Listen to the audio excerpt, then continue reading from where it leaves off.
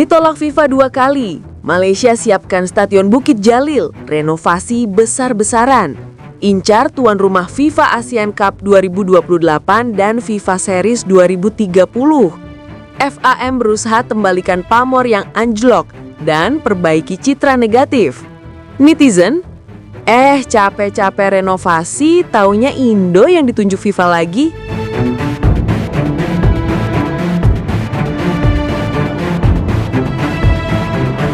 Kalau ngomongin Malaysia belakangan ini, rasanya kayak nonton serial panjang yang gak ada tamatnya. Baru kemarin drama boykot, minggu lalu drama AFC, beberapa bulan lalu drama anak emas FIFA. Dan sekarang, Malaysia muncul dengan episode baru. Renovasi besar-besaran Stadion Bukit Jalil buat ngejar status tuan rumah FIFA ASEAN Cup 2028 dan FIFA Series 2030. Renovasi ini katanya bakal jadi proyek super serius. Mau ganti rumput, ganti pencahayaan, upgrade fasilitas, bangun ulang infrastruktur stadion, pokoknya full makeover. Karena mereka sadar pamor FAM beneran anjlok setelah 2 kali ditolak FIFA buat join FIFA Series 2026. Dan yang paling sakit tuh bukan ditolaknya, tapi ditolak 2 kali. Itu udah kayak dilepehin gebetan di depan umum. Apalagi di saat bersamaan Indonesia malah dapat penunjukan langsung dari FIFA. Dianggap siap, dianggap stabil, dianggap punya proses transparan. Malaysia melihat itu panas. Netizennya makin gaduh, medianya makin keras, dan opini publik makin memojokkan FAM. Makanya langkah renovasi ini dilihat sebagai upaya buat ngembaliin pamor yang sudah jatuh ke titik terendah. Tapi publik malah nyeletuk pedas. Capek-capek bangun ulang, FIFA nanti pilih Indonesia lagi. Dan kalau mau jujur, komentar itu bukan sekedar roasting. Itu adalah bayangan realita.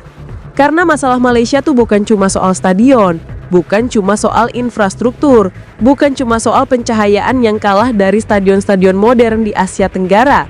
Masalah terbesar mereka justru ada di citra federasi.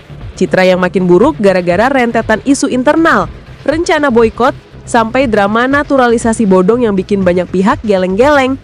Kita ngomong data ya. Beberapa tahun terakhir Malaysia sering banget disoroti karena pemain naturalisasi yang kualitasnya timpang, prosesnya penuh keraguan, beberapa pemain dipaksakan masuk ke timnas tanpa kontribusi nyata. Bahkan ada yang disebut-sebut sekadar formalitas biar kelihatan ikut tren negara lain. Akibatnya, citra FAM makin rusak. Kritik dari mantan pemain makin keras. Netizen Asia Tenggara makin getol nyindir. Naturalisasi kok kayak belanja obral. Itu belum termasuk kasus-kasus rumor naturalisasi instan yang gagal, pemain yang tiba-tiba hilang, dan proyek jangka panjang yang gak pernah selesai. Semua itu bikin federasi lain makin susah percaya. Sedangkan FIFA, mereka paling anti hal-hal begini.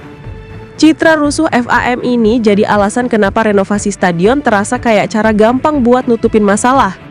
Tapi publik nggak bodoh.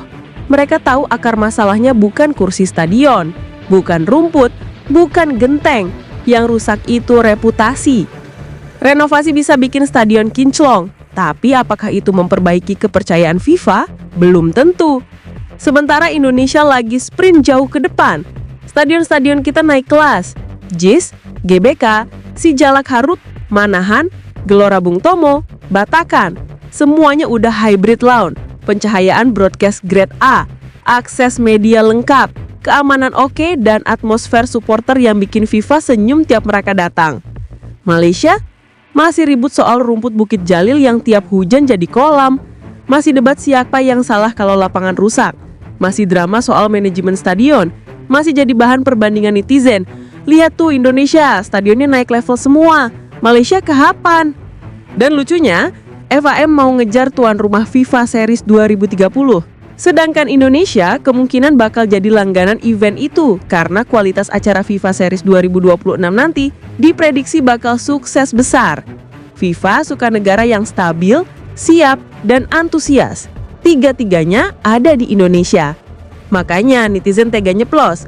Renovasilah, majulah, tapi yang dipilih FIFA nanti tetap Indonesia.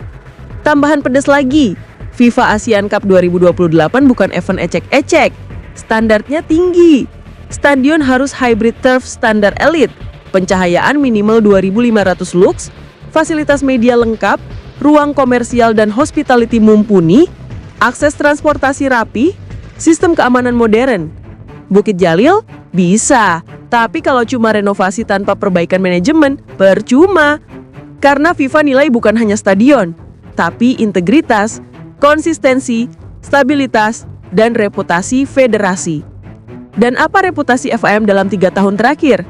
Drama boykot, drama AFC, drama naturalisasi bodong, drama iri sama Indonesia, drama penolakan FIFA 2 kali, drama internal sampai fans Malaysia sendiri heran.